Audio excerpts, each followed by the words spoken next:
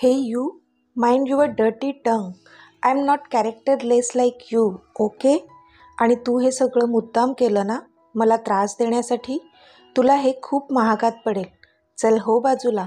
ती त्याला ढकलत तिथून रस्ता करत सरळ तिच्या बेडरूममध्ये गेली. मिस चष्मीस, माझ्याशी पंगा तू घेतलास आधी, तर त्याची किंमत पण तुलाच मोजावी लागेल. तू माझं काहीच बिघडवू शकणार नाही. गुड नाईट वहिनी. तो स्वतःलाच बोलला आणि झोपायला निघून गेला. आता पुढे. युविका तिच्या बेडरूममध्ये आली. तिचं डोकं आता पूर्ण आऊट झालेलं. कोण समजतो कोण हा स्वतःला हां? आणि मी त्याला मिठी मारली होती. शिट यार, मला जर्रा सहन होत नाही हा मुलगा. एक तर हा अक्षय आहे, तो पण तसाच. अजिबात वेळ नाही त्याच्याकडे माझ्यासाठी. आणि मी त्याला ह्या मूर्ख मुलाबद्दल काही सांगूही शकत नाही. काय सांगू मी त्याच्याबद्दल अक्षयला? त्याला पण माहीत असेल का त्याच्याबद्दल? पण जर माहीत असतं तर मग हा मूर्ख मुलगा एवढा प्रामाणिक असण्याचा मुखवटा घेऊन फिरलाच नसता घरात. तुला माहीत असेल का त्याचे लंडनमधले कारनामे? ती मनातच सगळा विचार करत होती. मरू दे तिकडे, मला काय करायचे? पण आत्ता मला इथे एक क्षणसुद्धा थांबायचं नाही आहे. एकदा का उद्या अक्षताची एंगेजमेंट झाली की मग मी माझी बॅग भरून घरी जाणार. बास. अँड दॅट्स फायनल, ती स्वतःशीच म्हणाली. पण पुन्हा थोडी पॉज झाली. बट वन्स एक युवी, त्या ॲडी द प्रिन्सला तू असाच सोडणार आहेस का? किती त्रास दिला त्याने तुला हे 4 दिवसात. मग खरंच तू काहीच करणार नाहीस का? नो वे. ॲडी के बच्चे, तुला तर मी अशीच नाही सोडणार.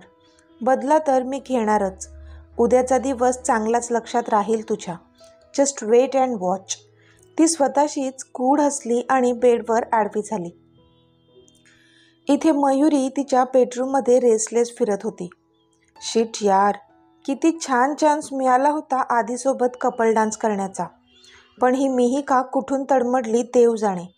हिला पण आमच्याच मध्ये आधीने डान्स पार्टनर बनवलं. Oh shit. तरी नशीब तो त्या युविकालाही सांगत होता, पण तिने ऐन वेळेवर नकार दिला. नाहीतर आधीचा बस चाललं ना तर तो सगळ्यांना ह्या डान्समध्ये पार्टिसिपेट करायला लावेल. मला फक्त एकटीला आधीसोबत डान्स करायचा आहे. पण ह्या मिहिकाचं काय करू? तिचा पत्ता कसा कट करू मी? विचार कर मयू, तुला नक्कीच काहीतरी सुचेल. Yes, idea. ती आता स्वतःशीच बोलली आणि झोपण्याचा प्रयत्न करू लागली. दुसऱ्या दिवशी एंगेजमेंट होती. सगळे लवकरच उठले होते. घर एकदम छान सजवलं होतं. सगळीकडे रेलचेल सुरू होती. अजून नवऱ्या मुलाकडचे घरी यायला उशीर होता. सगळेजण आपापलं आवरत होते.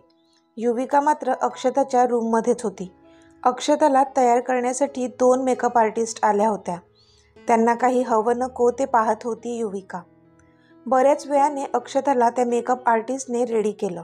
खूप छान दिसत होती अक्षता. अक्षू, तुझी तर नजर काढायला सांगावं लागेल आज तुला.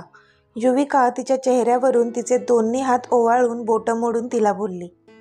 तशी अक्षता मात्र लाजली. ओ हो, खूपच लाजते आमची नवरी. युविका पण तिला छळत होती. अगं बास ना आता. तुझा पण दिवस येईलच ना. जेव्हा तू माझी वहिनी बनून येशील तेव्हा बघ मी तुला कशी सतावते. अक्षता पण युविकाची मस्करी करत होती. तशी युविका पण लाजली. चल मी जाते आता, मला पण रेडी व्हायचंय, युविका बोलली आणि बाहेर निघून गेली. युविका बाहेर गेली.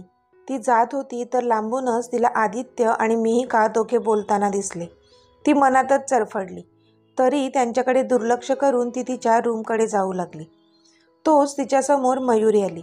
आज छानच रेडी झाली होती मयुरी. दिसायला पण सुंदरच होती. हे हाय युविका, मयुरी बोलली. हाय मयुरी. युविकाने पण तिला ग्रीट केलं. बघ ना, अक्षयने तर आपली ओळख पण नाही करून दिली, मयुरी मुद्दाम तोंड पाडत बोलली.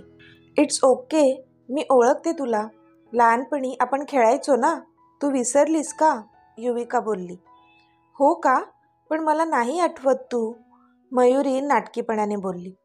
इट्स ओके, नसेल आठवत, कारण आपण लहान होतो तेव्हा. पण मला आठवतात सगळेच जण, युविका पण हसून बोलली. त्यावर मयुरीने हसून मान डोलावली. चल मी येते, मला तयार व्हायचं आहे अजून, युविका बोलली. ओके ओके, तू जा हां, तयार हो, मयुरी बोलली. तशी युविका पण निघून गेली. कितीही तयार झालीस तरी दिसणार तर काकूबाईच आहेस ना तू, मयुरी मनातच बोलली आणि निघून गेली. कारण तिला पुढचं पाऊल उचलायचं होतं. मिहिकाला आता कसंही करून डान्समधून काढायचं होतं तिला. युविका आणि मिहिका त्यांच्या रूममध्ये रेडी होत होत्या. इतक्यात दरवाजावर नॉक झालं. युविकाने दार उघडलं तर समोर अक्षय एकदम रेडी होऊन आला होता. छान ग्रीन कलरचा कुर्ता त्याने घातला होता, ज्यामध्ये तो एकदम हँडसम दिसत होता. अगं, तू अजून तयार नाही आहेस, त्याने युविकाला विचारलं. नाही, थोडा वेळ लागेल आम्हाला, येतोच आम्ही, तू जा पुढे, युविका बोलली. तसा अक्षय निघून गेला. मग मिहिका आणि युविका रेडी होऊ लागल्या. युविका तोच ड्रेस घालणार होती जो तिच्या आत्तूने तिला घेऊन दिला होता. मिहिकाने पण छान लेहंगा घातला होता. दोघीही आता बाहेर आल्या. आज युविकाने चष्मा लावला नव्हता, लेन्स लावल्या होत्या. मिहिकाने जबरदस्ती लेन्स लावायला सांगितलं होतं तिला आणि तिने पण ऐकलं होतं तिच्या लहान बहिणीचं. आज युविका छान दिसत होती त्या ग्रीन कलरच्या लेहंग्यामध्ये. आज तिने केस मोकळेच ठेवले होते, लॉंग इयरिंग्स घातले होते आणि कपाळावर स्टोनची छोटी टिकली. ओठांवर हलकीशी लिपस्टिक लावली होती. बास, झाला तिचा मेकअप. पण सिंपल असली तरी छान दिसत होती ती. इथे मयुरीने आधीच तिचा प्लॅन रेडी करून ठेवला होता मिहिकासाठी आणि ती मिहिका रूममधून बाहेर येण्याची वाट बघत होती बाहेर. पण इतक्यात मयुरीला तिच्या आईने आवाज दिला. तशी ती चिडूनच तिकडे गेली आणि ह्या दोघी रूमच्या बाहेर आल्या. मयुरीने स्टेअरकेसच्या पायरीवर ऑइल सांडून ठेवलं होतं थोड्या वेळा आधीच, जेणेकरून मिहिका त्यावरून पाय घसरून खाली पडेल आणि तिला डान्स करता येणार नाही. तशी तजवीजच करून ठेवली होती तिने. पण जशा त्या दोघी स्टेअरकेसजवळ आल्या, मिहिकाला आठवलं की ती तिचा फोन रूममध्येच विसरली आहे. म्हणून तिने युविकाला पुढे पाठवलं आणि ती मागून येते असं बोलली. युविका पायऱ्यांवरून खाली उतरत होती. तोच तिला खालून आधी वर चढताना दिसला. तो घरातल्याच कपड्यांवर होता, म्हणजे अजूनही तयार नव्हता झाला तो. दोघांचीही नजरानजर झाली. तसे दोघांनीही एकमेकांना रागीट लूक दिला आणि तोंड फिरवलं. पण आधीला तिच्यात काहीतरी वेगळं जाणवलं, म्हणून त्याने पुन्हा तिच्याकडे पाहिलं. पण नेमकं त्याच वेळेला स्टेअरकेसच्या एका पायरीवर जिथे तेल सांडलेलं त्यावर युविकाचा पाय सरकला आणि ती आता पडणार. तोच त्याने तिच्या कमरेत हात घालून तिला त्याच्या दोन्ही हातांवर झेललं. तिने घाबरून डोळे गच्च मिटले होते आणि इथे आधी, तो मात्र तिच्याकडेच पाहत होता. ती त्याच्या एका हातावर होती आणि त्याने तिला कमरेत हात घालून पकडून ठेवलं होतं. तिने त्याच्या टी शर्टला घट्ट पकडलं होतं आणि डोळे गच्च मिटले होते. पण आपण पडलो नाहीत हे तिच्या लक्षात आलं आणि तिने डोळे उघडले तर समोर आधी होता, जो आता तिच्याकडेच पाहत होता. पहिल्यांदा तो इतक्या जवळून तिला पाहत होता आणि तिचे ते घारे डोळे, तो तिच्याकडे एकटक पाहत होता. हे पाहून तर ती रागाने लाल झाली. एक वेळेस पडली असती तरी चाललं असतं तिला, पण ह्याने सावरलेलं, कदापि नव्हतं चालणार तिला. लीव मी, ती ओरडली. पण त्याचं लक्ष कुठे होतं? तो तिच्या डोळ्यांकडेच पाहत होता. म्हणजे हरवला वगैरे नव्हता तो तिच्या डोळ्यात, तो पाहत होता. कारण शेवटी तो बोललाच, हे चष्मीस, तुमचा चष्मा कुठे आहे? दचकलीच ती त्याच्या त्या वाक्यावर. म्हणजे तो तिच्याकडे अशासाठी बघत होता की ती विदाऊट स्पेक्स होती, म्हणून त्याला तिच्यात काहीतरी वेगळं वाटत होतं. म्हणजे तुम्हाला चष्म्याशिवाय पण दिसतं तर, तो थोडंसं हसू दाबत बोलला. अजूनही त्याने तिला पकडून ठेवलं होतं. पण आता मात्र तिच्या रागाचा पारा चढला होता. You idiot, I said leave me, ती जोरातच ओरडली. आर यू शुअर, त्याने भुवया उंचावून विचारलं. तिने डोळे बारीक करून त्याला रागीट लूक दिला. ओके, ॲज यू विश, तो बोलला आणि त्याने तिला पकडलेले दोन्ही हात सोडले. तशी ती धापकन खाली पडली. आऊच, ती तिची कंबर चोळत ओरडली. पण तो मात्र त्याला काहीच फरक पडला नाही असा कंटाळवाणा चेहरा करून तेथून निघून गेला. युविका मात्र आता उठून उभी राहिली. थोडं लागलं होतं तिला, कारण त्याने असंच सोडून दिलं होतं म्हणून. स्टुपिड, इडियट, ती त्याच्या पाठमोऱ्या आकृतीकडे पाहून त्याला कोसत होती. पण ह्या सगळ्या रागात ती एक गोष्ट विसरली होती की तिला पडण्यापासून वाचवलं होतं त्याने. मग मिहिका आली आणि बोलली, काय झालं ताई? नथिंग, चल. ती तिच्या बोलण्याकडे दुर्लक्ष करून बोलली आणि मिहिकाला घेऊन निघून गेली. इथे मयुरी हे सगळं बघत होती आणि मनातच चरफडत होती. कारण एकतर मिहिकाला काहीच झालं नव्हतं आणि उलट युविकालाही पडताना आधीनेच सावरलं होतं. म्हणजे तिचा प्लॅन सपशेल आपटला होता. म्हणून तिचा जळफळाट होत होता. लॉनमध्ये मंडप डेकोरेशन करण्यात आलेलं. खूप छान सजावट केली होती. सगळे नातेवाईक जमले होते. अक्षय आणि युविका आज सेम पिंक झाले होते, ग्रीन ग्रीन. हे, यू लुक्स ब्युटिफुल युवी. अक्षय बोलला तशी युविका हुरळून गेली. आणि दादा मिहिका चेहरा बारीक करत बोलली. हो, तू पण छान दिसतेस. अक्षय हसून बोलला. थँक्यू दादा, मिहिका बोलली. इतक्यात समोरून आदित्य येताना दिसला. स्काय ब्ल्यू कलरचा कुर्ता घातला होता त्याने. त्याचा दुधाळ गोरा रंग चांगलाच उठून दिसत होता आणि ते गोल्डन ब्राऊन हेअर त्यावर अजून 4 चान लावत होते. खरंच देवाने खूप वेळ घेऊनच बनवलं होतं त्याला. इतका हँडसम दिसत होता तो. कितीतरी तरुण मुलींचे हृदय तर खूपच फास्ट धावायला लागलं होतं फक्त त्याला बघूनच. हाय, हाऊ डू आय लुक? कसा दिसतोय मी? त्याने अक्षय आणि मिहिकाकडे बघून विचारलं. Hey Adi, you looks damn handsome dude, Akshay बोलला. मिहिका तर त्याच्याकडे पाहतच राहिली होती. युविकाने तिला चिमटा काढला तशी ती भानावर आली. आदीने एक कटाक्ष युविकावरही टाकला, पण ती मात्र दुसरीकडेच पाहत होती.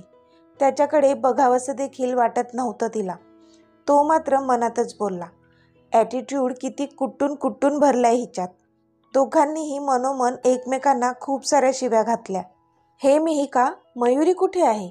आपल्याला रेडी राहावं लागेल, ओके? शेवटचा परफॉर्मन्स आपला होणार आहे. आज माझ्या डान्सचा जलवा दाखवायचा आहे सगळ्यांना. आधी मुद्दाम युविकाकडे बघत मयुरीला बोलला. ओके, मयुरीला सांगते मी, मिहिका बोलली. तिची त्याच्यावरून नजर हटतच नव्हती. ओके, तो बोलला आणि तिथून निघून गेला. आता अनयची मंडपात एंट्री झाली होती. तसे सगळेच वाजत गाजत त्याला आत घेऊन आले. अनय आणि त्याच्या नातेवाईकांचं छानपैकी स्वागत करून त्यांना आत आणलं गेलं. मग पाहुण्यांचा पाहुणचार केला गेला. इतक्यात अक्षताची पण एंट्री झाली. एका बाजूला अक्षय आणि एका बाजूला आदी. दोघेही तिच्या अंगावर फुलांची बरसात करत होते आणि तिला स्टेजच्या दिशेने घेऊन जात होते. बाकीची घरातली माणसं त्यांच्या मागे येत होती. अक्षता आणि अनयची नजरानजर झाली तशी लाजली अक्षता. मग अक्षय आणि आदीने तिला अनयच्या बाजूला बसवले. थोड्या वेळाने सगळ्यांचे परफॉर्मन्स होणार होते आणि त्यानंतर एंगेजमेंट. आदी मिहिका आणि मयुरीसोबत डान्सबद्दल डिस्कस करत होता. इथे युविकाने एका ग्लासमध्ये ज्यूस घेतलं आणि ते एका वेटर थ्रू आदीला दिलं आणि स्वतः मात्र तिच्या आत्तूच्या म्हणजेच आकांक्षाच्या बाजूला जाऊन उभी राहिली. इथे वेटर ज्यूस घेऊन आदीजवळ आला. पण मी नव्हता मागितला ज्यूस, आदी बोलला. सर, त्या मॅडमने तुम्हाला द्यायला सांगितलं होतं ज्यूस.